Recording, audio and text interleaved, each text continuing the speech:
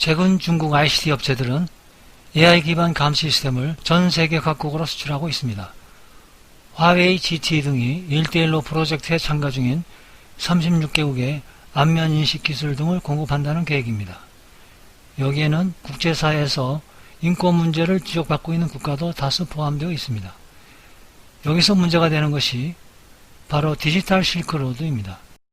이 계획은 우선 중국 통신 장비 업체인 화웨이, GTE 등이 1대1로 프로젝트에 참가 중인 36개국의 통신망을 깔아주고 5G 체계의 초고속 인터넷망 데이터 센터도 공급해줍니다.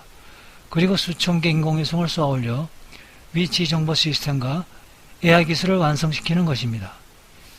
이것은 중국의 전 세계를 장악하기 위한 현재 중국의 전국민 감시 프로젝트인 금방패 공종의 일환으로 이것은 자국민을 감시하고 통제할 뿐만 아니라 앞으로 전 세계 사람들을 감시하는 프로젝트로 이어질 전망입니다.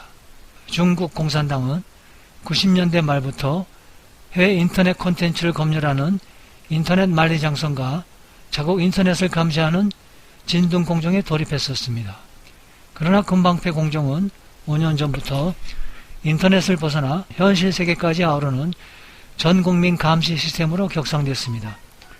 이런 감시 시스템은 안전사회 건설 및 통치 현대화 같은 간판을 내걸었지만 실상은 공산당의 독재 권력 유지와 전세계 정복이 목적입니다.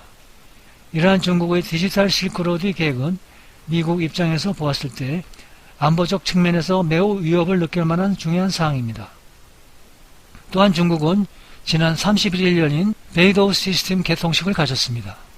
이것은 우주무기로 미국에 대항하겠다는 의지를 드러낸 것으로 보입니다. 이렇게 중국식 GPS 시스템인 베이도우에 사활을 거는 것은 미국이 자국 GPS를 통한 정보 수집을 이용해 걸프전 등에서 정밀 타격 등을 가능하게 하여 절대적인 우위를 차지하는 것을 보아왔기 때문입니다. 이것으로 인해 중국군 역시 늘 미군 손바닥 안에 있었습니다.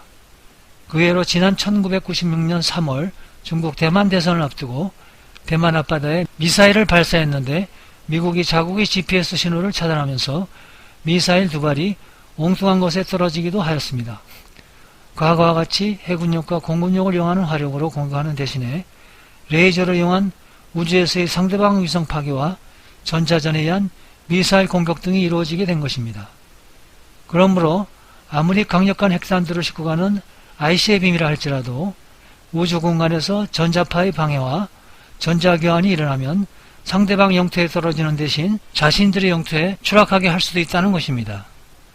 즉 모든 전쟁의 상식이 바뀔 수 있다는 것이 바로 현대 개념의 우주전쟁입니다.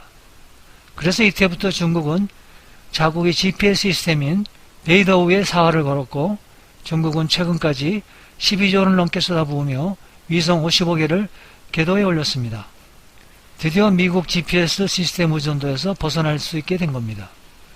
그와 함께 중국은 베이도우와 함께 지난 2007년의 낡은 기상위성을 우주에서 미사일로 격추하는 실험하는 등 우주무기 개발에도 열을 올렸었습니다. 그리고 중국은 여기에서 그치지 않고 2030년까지 인공위성에서 지상으로 핵을 발사한다는 무시무시한 계획까지 세우고 있던 상황이었습니다. 중국이 먼저 우주전쟁의 버튼을 누른 겁니다. 그런데 막상 기대했던 베이도우 개통식에서 시진핑의 표정은 별로 좋지 않았습니다. 행사의 상장 수여식에서 입을 굳게 다문 채 내내 굳은 표정을 보인 겁니다.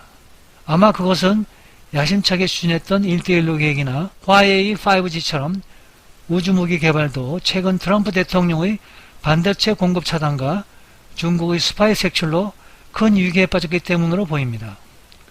여기에다 트럼프 대통령의 강력한 주장으로 미국은 작년 12월 우주군을 출범시켰는데 지난 3월에는 벌써 첫 공격무기체계인 대통신체계 블록 10.1을 실전 배치했습니다. 그리고 우주에서 궤도에 속박 없이 자유롭게 움직일 수 있는 무인 우주 왕복선을 10년째 우주에 보내고 있는데 지난 5월 발사 시는 극비무기인 고출력 극초단파 광선무기까지 탑재하였습니다. 과거에는 이 왕복선이 로우팔로 상대방의 위성을 파괴할 수 있었는데 이때는 잔해가 남아 파괴된 잔해가 우주를 떠돌다가 자국 위성까지 위험해질 수 있었지만 이제는 광선무기로 상대방 인공위성의 컴퓨터만 깔끔히 무력화시킬 수 있게 된 겁니다. 또한 미국은 지난 6월 전파 방해에 경고하고 정확도가 기존보다 3배 높은 신형 위성을 발사하는 등 GPS 세대 교체까지 진행 중입니다. 또한 미국의 우주군 창설은 세계전쟁 시나리오의 획기적인 변화를 의미합니다. 재래식 핵무기 대신에 레이저 무기 개발이 촉진될 것이고 오딘과 같은 텅스텐 막대기를 자연학화시키는 무기도 생겨날 수 있습니다. 이처럼 애써 개발한 중국의 무기가 미국의 과감한 공격적인 투자와 무기체계의 업그레이드로 미국 우주군에게 속절없이 당하게 되었습니다. 그야말로 시진핑은 엿먹게 된 것입니다.